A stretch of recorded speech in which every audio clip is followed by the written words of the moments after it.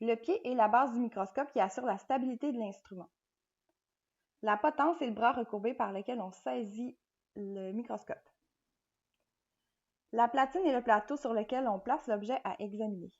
Une préparation microscopique se fait sur une plaque de verre que l'on appelle lame. Chaque préparation est couverte d'une lamelle.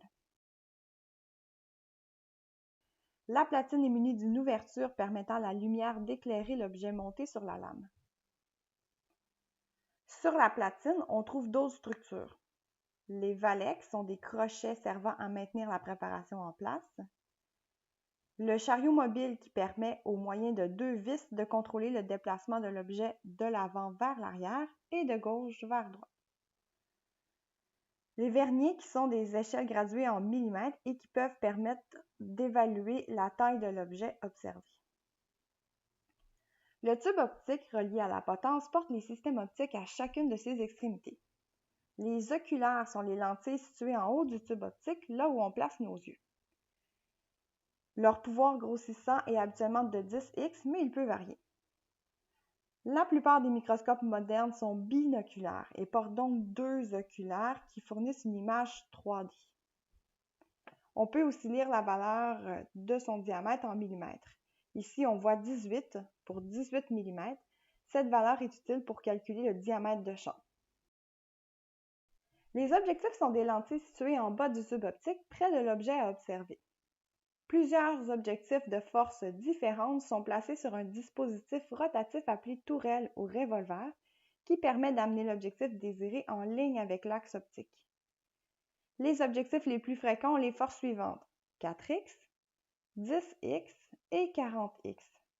Ils portent des bagues de couleurs différentes et leur force est indiquée dessus.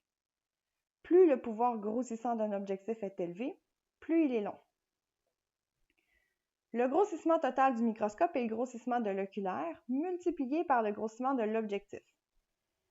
Par exemple, si l'observation est faite avec l'objectif 40x, alors le grossissement total sera de 40 fois 10, donc de 400x.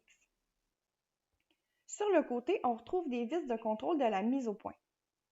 La vis macrométrique commande un déplacement vertical rapide de la platine et permet une mise au point grossière de l'objet observé. La vis micrométrique est placée au centre de la vis macrométrique et elle commande un déplacement vertical lent de la platine et permet une mise au point fine. Les vis macro et micrométriques se répètent à droite et à gauche du microscope. On peut donc utiliser soit notre main droite ou notre main gauche. La plupart des gens utilisent leurs 2 mains en même temps. Le système d'éclairage permet de régler la lumière. Sur ce modèle de microscope, l'interrupteur se situe derrière le pied. La source lumineuse, appelée aussi lampe, est munie d'un rhéostat, c'est-à-dire une roulette qui permet de réguler l'intensité lumineuse. Il n'est pas nécessaire de mettre l'intensité au maximum. Le diaphragme est un iris mécanique qui contrôle la quantité de lumière qui entre dans le condensateur. Un diaphragme ouvert, donc à 100 sur ce modèle, donne plus de lumière au détriment de certains détails.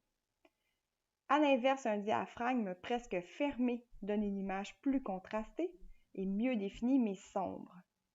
Le diaphragme est fort utile lors de l'examen de structures transparentes. Le contraste permet de voir les contours. Le condensateur est le système de lentilles situé juste sous la platine qui concentre les rayons issus de la lampe. En le montant ou en l'abaissant, il est possible de focaliser la lumière en un point précis de l'objet. Les préparations avec beaucoup de colorants gagnent en luminosité en montant le condensateur. N'oubliez pas d'écouter notre deuxième vidéo sur la microscopie pour savoir comment faire une mise au point.